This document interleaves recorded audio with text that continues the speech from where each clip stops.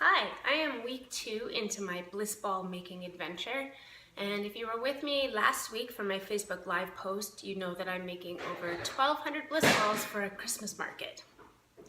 I chose bliss balls very purposefully for 3 reasons. 1, they're crazy easy to make. 2, my kids love them. I have a 4-year-old who is a notoriously picky eater. He kind of questions everything I make and definitely thinks he won't like it before he even tries it.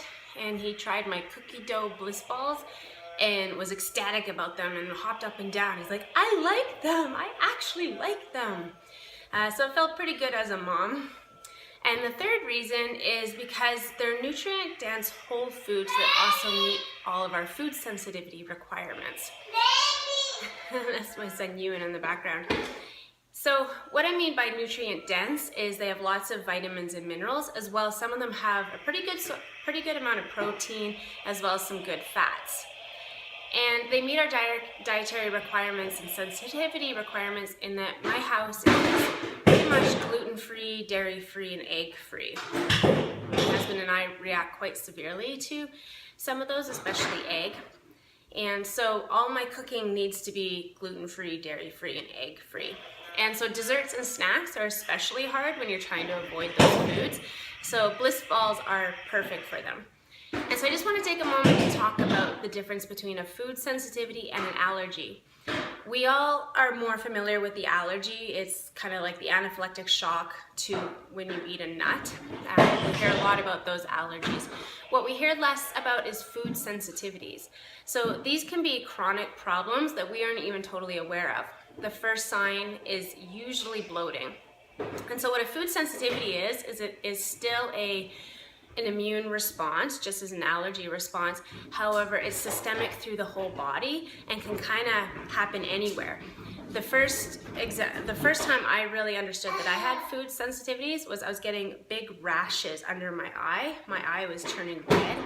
And I went to the doctor and they gave me a steroid cream, which of course works as long as you're using it, but it didn't work once I stopped using it.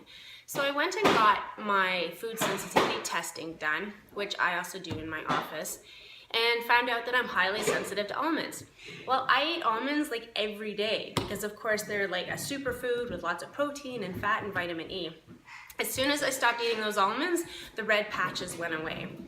And I find that with dairy and eggs as well. As soon as I stop eating those, I have way less bloating, my skin clears up, my hair shines, and I just feel so much better. So the challenge with a food sensitivity is it really can happen anywhere, but the underlying factor of a food sensitivity is chronic inflammation.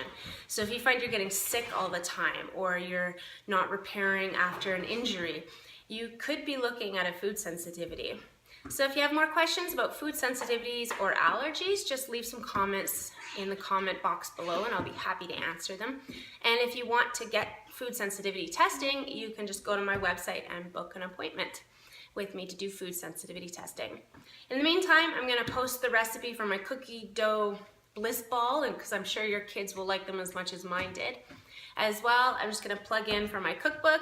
I am doing a bliss ball cookbook that will be coming out soon, so keep that in mind when you're looking for family-friendly snacks and dinners. Sorry, snacks and desserts. Thanks everybody, bye.